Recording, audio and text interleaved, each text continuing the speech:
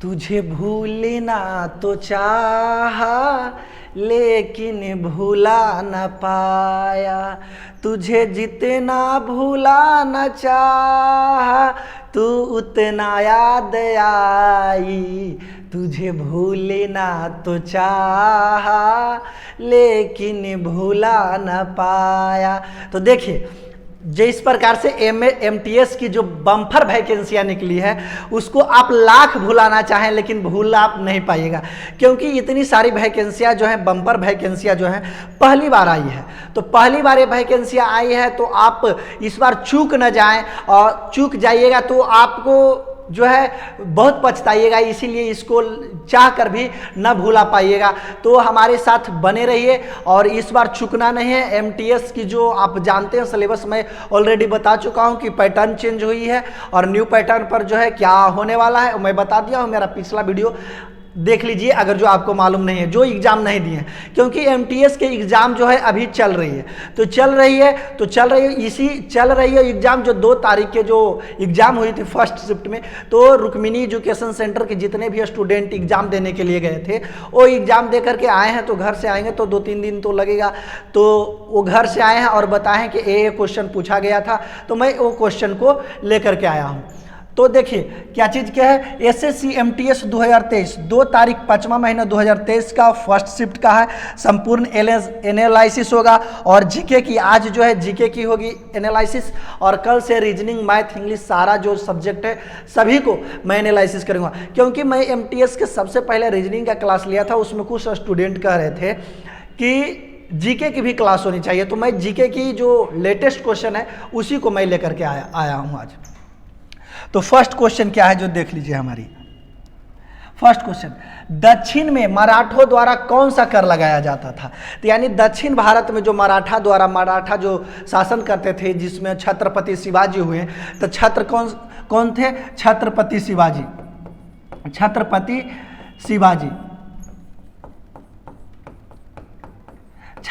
शिवाजी हुए, जिन्होंने यानी छत्रपति शिवाजी के शासन काल में जो कर लगाया जाता था उसको हम लोग चैत कर कहते हैं। क्या चीज़, चैत कर और सुरदेशमुख कर। क्या चीज़, सरदेशमुख कर। दूसरा कर जो था सरदेशमुख कर,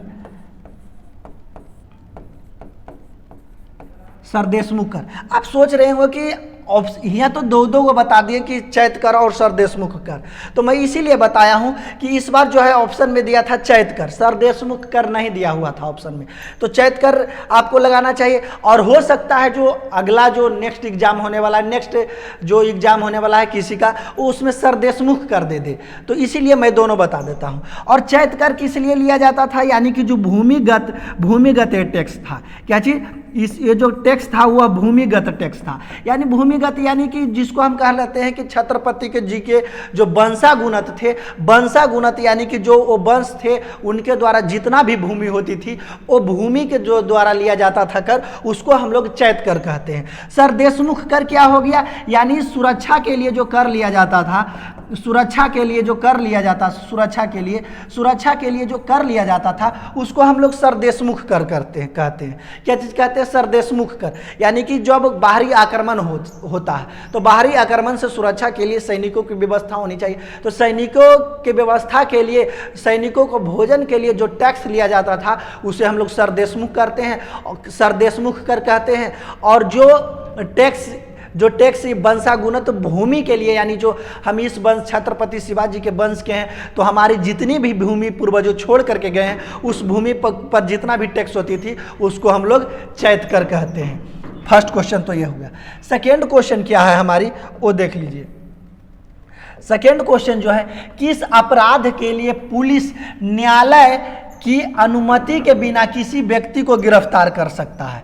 किस बताइए आप लोग कि यानी कि किस अनुच्छेद के तहत, कौन सा अनुच्छेद है उसके तहत है, कौन सा अनुच्छेद है उसके तहत पुलिस जो है, पुलिस बिना न्यायालय से परमिशन यानी कोर्ट कचहरी से पुलिस जो है परमिशन नहीं लेगी, डायरेक्ट ही आपको पकड़ सकता है और उसमें पूछताछ कर सकता है। तो संज्ञेय अपराधी के कारण, अगर जो संज्ञेय संज्ञेय अपराधी में ले सकता है आपको। तो संज्ञेय अपराधी क्या हुआ? संज्ञेय अपराधी का मतलब अगर जो आप पर पुलिस को शक हो जाएगी कि आप एक काम कर सकते हैं, यानी कि आप जो है कि उसके इसमें सम्मेलन जैसे कि देखते होंगे कि मोबाइल पर ट्रेस में पुलिस लेती है, तो उसमें शक के आधार पर पुलिस है जो आपको गिरफ्तार कर सकती है। 24 घंटा तक उसको कोर्ट में पेश होने का रहता है, यानी कि आवागमन से के समय छोड़ा करके 24 घंटा के अंदर आपको कोर्ट में पेशी होना होता है। और उसी पेशी के तहत आप जो है संज्ञेय अपराधी, यानी कि इसको गिरफ्तार कर पुलिस कर सकता है, तो संज्ञेय अपराधी के जो है पुलिस गिरफ्तार कर सकता है। किसे कर सकता है? संज्ञेय अपराधी के तहत। और संज्ञेय अपराधी अनुच्छेद कितना में है बता दीजिए आप लोग, अनुच्छेद कितना में है? अनुच्छेद आप लोग कमेंट में जरूर बताइएगा, क्योंकि मैं अनुच्छेद पढ़ाया हूं। और इसके बाद मैं बता देता हूं कि तो संज्ञेय अपराधी जो है संज्ञा यानी शक के आधार पर जिसको भी गिरफ्तारी कर सकता है 24 घंटा के अंदर। अगर जो आप चाहें कि आप ये जो अनुच्छेद में बता देता हूँ इस अनुच्छेद 17 के अनुसार, और मैं बता देता हूँ कि अगर जो आप चाहें कि अपने मनपसंद अगर जो आप उसमें शामिल हैं तो आप इस अनुच्छेद 17 के अंतर्गत ये पूछ सकते हैं, उससे अनुच्छेद 17 के तहत गिरफ्तारी होइएगा। और अनुच्छेद 20 के तहत कितना? अनुच्छेद जो है 20 के तहत आपको स्वतंत्रता यह दी जाती है कि आपको जो पुलिस गिरफ्तार करके ले गई है उससे आप पूछ सकते हैं कि हमें किस जुर्म में आप गिरफ्तार किए हैं। अपना मन पसंदीदा वकील रख सकते हैं, अपने न्याय के लिए मन पसंदीदा यानी कि जो आपको वकील इच्छा है वो आप ले सकते हैं। तो बिना किसी वारंटी के बिना किसी की अनुमति लिए बिना कोर्ट कचहरी के अनुमति लिए बिना संज्ञेय अपराधी को पुलिस जो है गिरफ्तार कर सकती है। 24 घंटा के अंदर उसको कोर्ट में पेशी करना होगा, और वो नहीं करेगा तो इसको छोड़ना होगा। फिर देख लीजिए मैग्रेसेस कार्लसन किस खेल से संबंधित है? तो आप जानते हैं कि 2021 ईस्वी में दुबई में जो फीडे का किसका फीडे का जो वैश्विक चैंपियनशिप हुई थी, वैश्विक चैंपियनशिप जो हुई थी वैश्विक चैंपियनशिप में शतरंज खिलाड़ी थे। कौन खिलाड़ी थे? शतरंज खिलाड़ी उन्होंने 2021 ईस्वी में जो दुबई में हुई थी फीडे वैश्विक चैंपियनशिप, उस शतरंज खिलाड़ी कौन थे? शतरंज खिलाड़ी मैग्रेसेस कार्लसन जो थे एक शतरंज खिलाड़ी हैं। इन्होंने अभी तक 5 बार विश्व चैंपियन बना है। कितना बार चैंपियन बने हैं? 5 बार इन्होंने विश्व चैंपियन बने हैं। नेक्स्ट, मानव शरीर का सामान्य तापमान कितना होना चाहिए? तो आप लोग तो जानते हैं कि मानव शरीर का तापमान कितना होना चाहिए? सामान्य तापमान, अगर जो उसको बुखार उखार नहीं लगा है, तबीयत खराब नहीं है, तब उसका जो तापमान है वो कितना होना चाहिए? अगर जो फ़ारेनहाइट में पूछ दे तो फ़ारेनहाइट में 98.6 डिग्री फ़ारेनहाइट हो जाएगी। अगर जो सेल्सियस में पूछ दे तो सेल्सियस में कितना होगा? 37 डिग्री सेल्सियस हो जाएगा। अगर जो आपको केल्विन में पूछ दे तो 310 केल्विन। जो चीज़ में पूछ दे उसको आप आराम से आंसर लगा सकते हैं। नेक्स्ट देख लीजिए, भारत में कितने बायोस्फीयर्स रिजर्व है? बायोस्फीयर्स रिजर्व भारत कुल संख्या कितनी है? 18। आप सोच रहे होंगे कि बायोस्फीयर्स किसको कहते हैं? यानी पौधे और जानवरों का सुरक्षित, पौधे और जानवर, क्या चीज? और जानवर का सुरक्षा जहां किया जाता है, क्या चीज? जानवर का सुरक्षा जहां किया जाता है उसको हम लोग बायोस्फीयर कहते हैं। उसको हम लोग क्या चीज कहते हैं? उसको हम लोग बायोस्फीयर कहते हैं। अगर जो पूछ दे कि रामसर साइट कितना है, तो बायोस्फीयर पूछ दिया है। और करेंट की जो मैं बता देता हूं, रामसर साइट आपको पूछ सकती है, रामसर साइट कितना है? साइट अभी तो रामसर साइट भारत में कितना है? रामसर साइट भारत में जो है वो 75 है। और पूछ दे कि वर्ल्ड हेरिटेज साइट कितना है? वर्ल्ड हेरिटेज साइट कितना है? अगर जो आपसे पूछ दे तो वर्ल्ड हेरिटेज साइट यानी सभी को आपको याद रखना है 40 है। अगर जो आप टाइगर रिजर्व पूछ दे, टाइगर रिजर्व कितना है?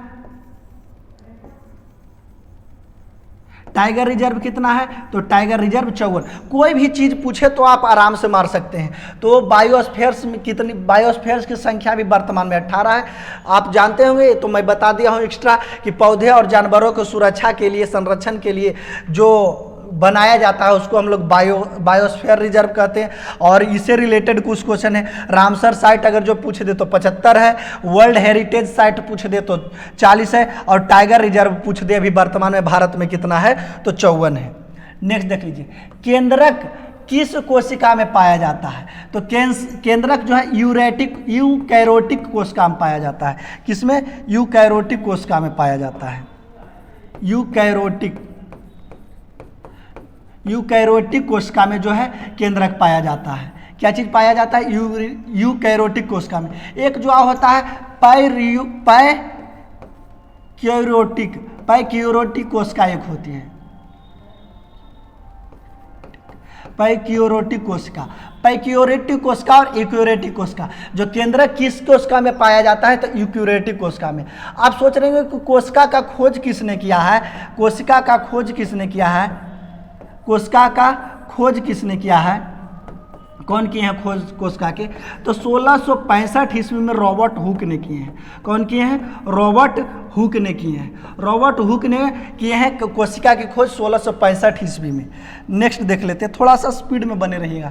संविधान के प्रस्तावना किसकी गरिमा को बढ़ाती है? संविधान की जो प्रस्तावना है किसकी गरिमा को बढ़ाती है? तो संविधान का जो प्रस्तावना है व्यक्ति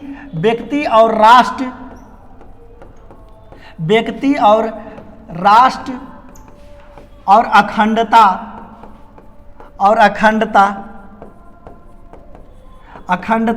अखंडता की गरिमा को बढ़ावा देता है। किसकी देता है? अखंडता की बढ़ावा देता है। संविधान के प्रस्तावना किसकी गरिमा को बढ़ावा देता है? तो व्यक्ति और राष्ट्र की अखंडता की बढ़ावा देता है। नेक्स्ट देख लीजिए, प्रथम कांग्रेस अधिवेशन की अध्यक्षता किसके द्वारा की गई? तो ये तो आसान क्वेश्चन है, इसमें तो आप आसानी से मार सकते हैं। प्रथम जो कांग्रेस अधिवेशन की अध्यक्षता जो है कहाँ हुई थी, कब हुई थी? अध्यक्षता किए थे WC बनर्जी। कौन किए थे? WC बनर्जी को तो आप जानबे करते हैं कि इनका फुल नाम भूमेश चंद्र बनर्जी है। इन्होंने कांग्रेस की अध्यक्षता 1885 ईस्वी में किए थे। कब किए हैं? 1885 ईस्वी में किए हैं। और कहाँ किए हैं? तो इन्होंने बम्बई में किए हैं। कहाँ किए हैं? बम्बई में इन्होंने कांग्रेस की अध्यक्षता की है। और कांग्रेस के पितामह किन्हें कहा जाता है? तो आप बता दीजिए कमेंट बॉक्स में लिखे। कांग्रेस का पितामह यानी प्रथम सचिव भी थे, पितामह किसे कहा जाता है? और कांग्रेस की प्रथम जो बैठक हुई थी, प्रथम अधिवेशन, वो 1885 ईस्वी बम्बई में हुआ था। और पितामह कौन थे? पितामह कौन है? कांग्रेस के पितामह जिसको हम उसको कह सकते हैं, ये कांग्रेस अधिवेशन के पितामह कौन है? प्रथम सचिव थे कांग्रेस अधिवेशन के, वो थे A.O. ह्यूम। कौन थे? A.O. ह्यूम थे। कौन थे? A.O. ह्यूम थे। और प्रथम सचिव भी ये थे। कौन थे? प्रथम सचिव भी इन्होंने थे, प्रथम सचिव भी थे। नेक्स्ट देख लेते हैं हम लोग क्या। गबरी, हाथीमाना और गैर नृत्य राजस्थान के किस जनजाति का नृत्य है? यानी कि गबरी जो है लेटेस्ट क्वेश्चन है, यानी कि करेंट अफेयर्स की क्वेश्चन है, इसके साथ स्टैटिक भी बना दिया है। हाथीमान और गैर नृत्य राजस्थान के किस जनजाति द्वारा किया जाता है? तो यह जो है भील जनजाति द्वारा किया जाता है। किस जनजाति द्वारा किया जाता है? भील जनजाति द्वारा किया जाता है। किस जनजाति द्वारा किया जाता है? भील जनजाति द्वारा किया जाता है।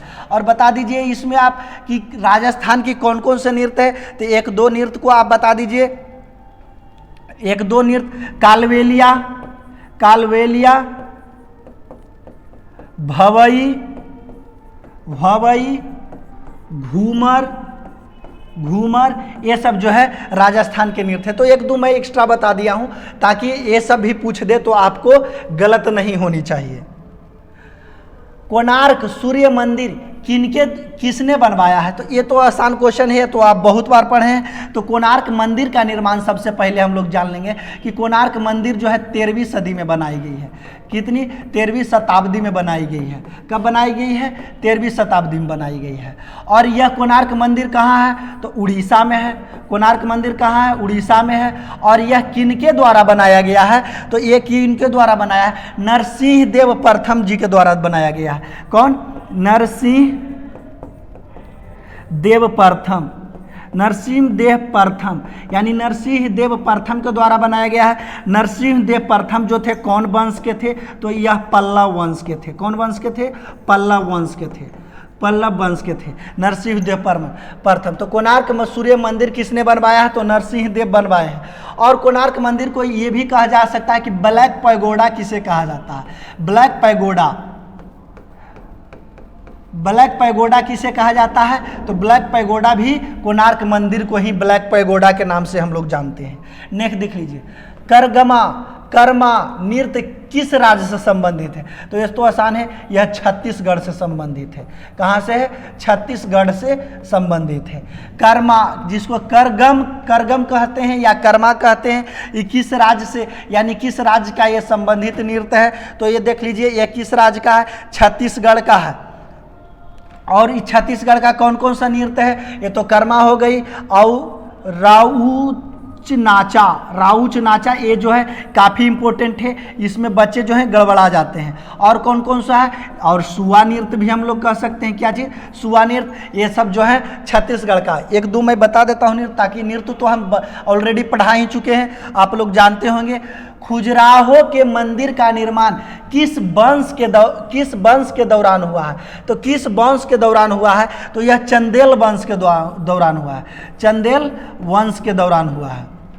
चंदेल वंश के दौरान हुआ है। और चंदेल वंश के दौरान हुआ है। कब ये बना है? तो यह 12वीं शताब्दी में बना है। कब बना है? 12वीं शताब्दी, यानी शताब्दी भी पूछ सकती है। शताब्दी तो सभी को आपको बारीकी तरह से मैं एक एक सेट डेली आप लोगों को कराने वाला हूँ। एक सेट डेली कीजिएगा, ताकि आपको जो है जीके की पोर्शन जो है कंप्लीट होने वाली है। रीजनिंग, इंग्लिश, मैथ सभी का पोर्शन कंप्लीट होगा, और सभी का जो है मैं आपके साथ लेकर के आऊँगा। तो चंदेल वंश जो है 12वीं शताब्दी। इंग्लिश का कुछ वर्ड ले के आ सकता हूँ, पैसेज उससे तो मैं नहीं ला सकता हूँ, जो टीचर ही आए वो नहीं ला, क्योंकि पैसेज कोई बच्चा बताता नहीं है, तो आपको मैं फेंक तो दे नहीं सकता हूँ। तो चंदेल वंश 12वीं शताब्दी में। और यह खजुराहो मंदिर कहाँ है? तो यह मध्य प्रदेश में है। किस में है? मध्य प्रदेश में है। और खजुराहो मंदिर में कौन सा भगवान है? तो यह भगवान शिव के लिए है। कौन भगवान के लिए है? भगवान शिव के लिए है।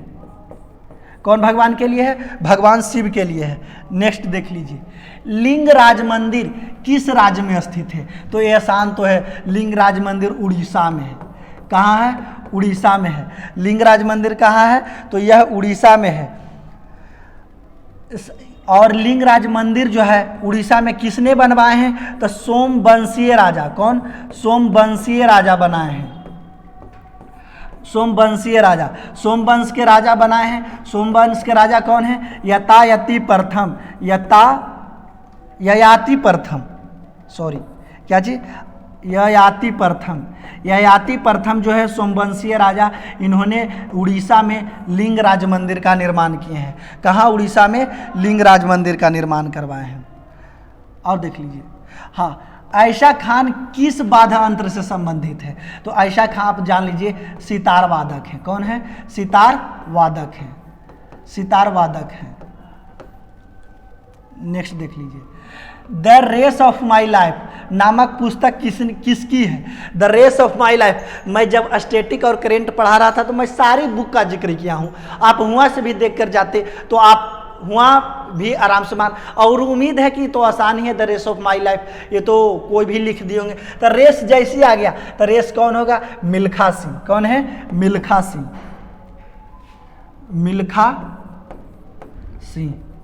मिल्खा सिंह जो है लिखे हैं the race of my life. Next देख लीजिए, 2023 24 के बजट के अनुसार निगम कर राजस्व के प्रत्येक रुपये में कितना पैसे का योगदान निभाया। यानी 2023 और 24 के जो बजट आई है हमारी, उसके अनुसार निगम कर यानी नगर निगम का जो कर है वो राजस्व के प्रत्येक 1 रुपया यानी 1 रुपया पर कितना पैसा का योगदान इसने निभाया है। तो ये जो है 15 पैसा का योगदान निभाया है। 1 रुपया पर कितना, 15 पैसा का योगदान निभाया है।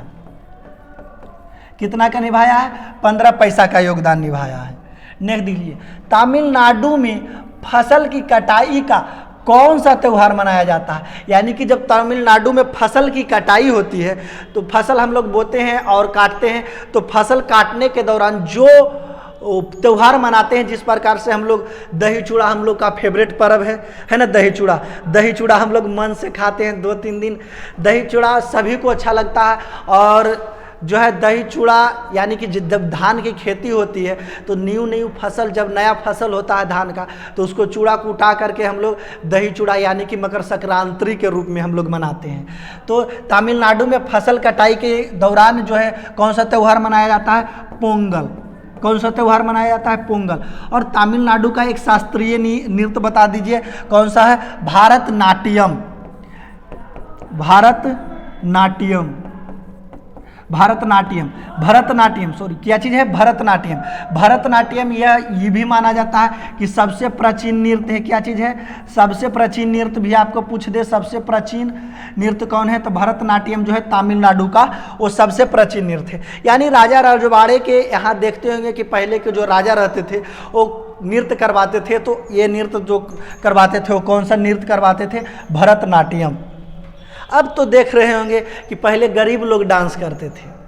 पहले देखते थे कि गरीब लोग जो थे वो नृत्य करके अपना जीवन यापन करते हैं। आजकल तो हम लोग देखते हैं रील्स की ज़माना है, रईस व्यक्ति नृत्य करते हैं, गरीब व्यक्ति बैठ करके मोबाइल में देखते हैं। तो यही बहुत बढ़िया है कि दिन सबका आता है। और रील्स में देखिए कि अमीर व्यक्ति ही डांस कर रहे हैं, गरीब देख रहे हैं। पहले गरीब व्यक्ति डांस करते थे और अमीर देखता था, अब उल्टा हो गया है और होना भी चाहिए। नेक्स्ट देख लेते हैं, दिसंबर 2022 में झिंझियांग नामक सोने की खदान किस देश में स्थित है। तो करेंट अफेयर्स का क्वेश्चन है। झिंझियांग नामक जो दिसंबर में खोजा गया है 2022 दिसंबर में, झिंझियांग नामक जो सोने की खदान है, यानी हुआ सोना ही सोना खाली है, वो कहाँ मिला है, तो वह चीन में मिला है। कहाँ मिला है, वह चीन में मिला है। नेक्स्ट, छुआछूत का प्रावधान संविधान के किस अनुच्छेद में है। यानी कि छुआछूत का प्रावधान जो है अनुच्छेद किस में है, तो आप लोग बता दीजिए कि अनुच्छेद किस में है। तो अनुच्छेद 17 में है। किस में है, अनुच्छेद 17 में है। और मैं आपको एक क्वेश्चन जो जानबूझकर मैं गलत इसमें बताया हूं, ताकि आप पूरा वीडियो को देख करके बताइए कि इसमें कौन सी क्वेश्चन जो है गलत है, और मैं लास्ट में उसको बता दूंगा कि मैं यही क्वेश्चन जो है गलत बताया हूं। ठीक, तो कितना अनुच्छेद में छुआछूत का प्रावधान रखा गया है, अनुच्छेद 17 में। और बता दीजिए विवाह करने की स्वतंत्रता किस में दी गई है, तो अनुच्छेद 21 में। आप किसी भी जाति से विवाह कर सकते हैं, आपको कोई रोका टोक नहीं। मैं हाल फिलहाल बताया हूं कि राजस्थान सरकार ने एक स्कीम लाई थी जिसमें यह बताया गया था कि अगर जो आप कोई अंतरजातीय विवाह यानी कोई अपने से हट करके निचली जाति या कोई भी जाति से आप शादी करते हैं तो राजस्थान सरकार ने आपको 10 लाख रुपया देगी। कई लाख रुपया, तो शादी करिएगा। हमारे साथ एक व्यक्ति बैठे हुए हैं, वो शादी जरूर करेंगे। देखिए, खजुराहो के मंदिर का निर्माण किसके द्वारा करवाया गया, ये मैं नहीं बताऊंगा, क्योंकि मैं इससे पहले बता दिया हूं। इसको आपको कमेंट बॉक्स में बतानी है। मैं इससे पहले जो बताया हूं खजुराहो का मंदिर किस वंश द्वारा बनाया गया है, तो ये मैं नहीं बताऊंगा, ये आपको बताना है। सिकंदर और पोरस का युद्ध किस नदी के तट पर हुआ है, तो यह झेलम नदी के तट पर हुआ है। कौन सा नदी, झेलम नदी के तट पर हुआ है। झेलम नदी तट पर हुआ है, झेलम नदी तट पर हुआ है। कितना नदी, झेलम नदी तट पर हुआ है। और इसको हम लोग बितिस्ता का युद्ध भी कहते हैं। क्या चीज, बितस्ता का युद्ध भी कहते हैं, बितस्ता का युद्ध। और इसमें जो सिकंदर का घोड़ा का क्या नाम है, बाउकेफला। क्या चीज, बाउकेफला। बाउकेफ्लाई इनका घोड़ा का नाम है, और उनके घोड़ा का जो है यहाँ मृत्यु हो गई थी, और वो घोड़ा से बहुत प्यार करते थे। तो झेलम नदी के तट पर ही बाउकेफ्लाई नामक शहर भी बसाए हैं। कौन? सिकंदर।